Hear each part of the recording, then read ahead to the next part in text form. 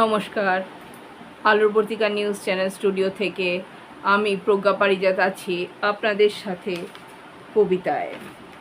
শ্রী তাপস ভূষণ সেনগুপ্তের কবিতা বজ্রকণ্ঠ। বাপুজির ইংরেজ শাসন অবসানের ডাক, সমুদ্র হিমাচল জুড়ে ওঠে জনবিস্ফোরণ। 8 থেকে 80 উদ্বুদ্ধ সবাই, সে যে 8ই অগাস্টের অসহযোগ আন্দোলন।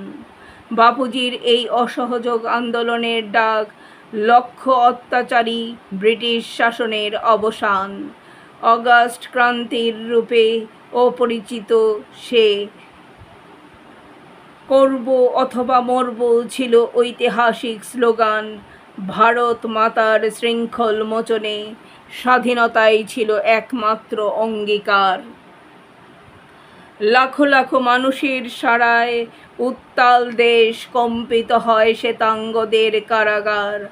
অগাস্টের গোয়ালিয়র ময়দান ছিল বজ্রমুখর।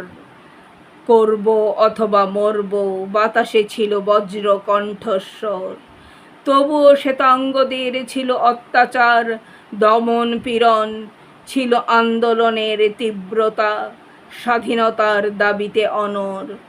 বিভিন্ন অঞ্চল ও প্রেক্ষাপটে নারীকুল এই আন্দোলনেও ছিল অংশীদার। মহাত্মার আবেদনে চেতনাকে করেছিল মূর্ত। উষা মেহতা, মাতঙ্গিনী হাজরা, কনকলতার মতো বীরাঙ্গনাদের কথা আসে বারবার। শ্বেতাঙ্গদের গুলিতে শহীদ কত বীর বীরাঙ্গনা। কেউ করেছে কারাবাস, কেউ বা মৃত্যুবরণ। ওরা যে মৃত্যুহীন প্রাণ জীবিত মানুষের অন্তরে। তাই 1942-এর অগাস্ট আন্দোলনকে শ্রদ্ধা ভরে করি স্মরণ। খুব সুন্দর কবিতা শ্রী তাপস ভূষণ সেনগুপ্ত লিখেছেন, সেটা একটু আমি বিশ্লেষণ করে দিচ্ছি। এই লেখাটা 1942 সালের 8ই অগাস্ট বাপুজির দেওয়া করব অথবা মরব ডাকের কথা বলেছে। সেদিন সারা ভারত জুড়ে ব্রিটিশদের বিরুদ্ধে অসহযোগ শুরু হয়। লেখক বলেছেন কিভাবে সাধারণ মানুষ থেকে নারীরা, উষা মেহতা, মাতঙ্গিনী হাজরা, কনকলতা সবাই এই আন্দোলনে ঝাঁপিয়ে পড়েছিল। অনেক শহীদ হয়েছিল, অনেক জেলে গিয়েছিল।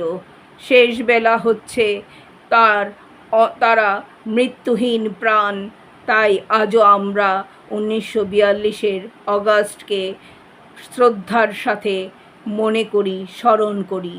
এই কবিতাটা ভীষণ আবেগী এবং দেশাত্মবোধক। এটার ইংলিশ ট্রান্সলেশনও আমি একটা করেছি, আপনাদেরকে শোনাই কবিতাটা।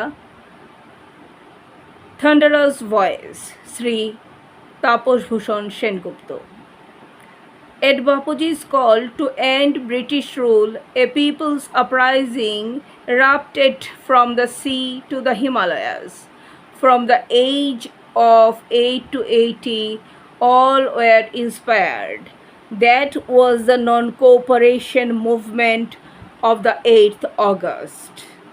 Bapuji's call for this non-cooperation movement had one goal: the end of the tyrannical British rule. It is also known as the August Revolution. Do or die was the historical slogan. To break the shackles of Mother India, independence was the only way. At the call of millions of people, the country surged, and the prisons of the white rules trembled. The Gwalior Maidan in August was the thunderous do or die echoed in the air like thunder. Yet the whites continued with the oppression and repression, but the movement remained firm and intense in its demand for freedom. Women from different regions and backgrounds were also the participants in this movement. Answering the Mahatma's call, they gave life to the spirit, Names like Usha Mehta, Matangini Hajra, Konoklata, all other brave heroines are remembered again and again. Many brave men and women were martyred by the bullets of the whites. Some endured imprisonment, some embraced death. They live on as immortal souls in the hearts of the living. That's why we remember August movement of 1942 with deep respect. আরও কবিতা লিখুন। তাপসভূষণ কবি তাপসভূষণ সেনগুপ্তকে বলবো আরও কবিতায় লিখুন, আমাদেরকে কবিতা উপহার দিন। কবিতা জীবন আপনার সুন্দর হোক, আরও মধুময় হোক। নমস্কার, ধন্যবাদ, ভালোবাসা।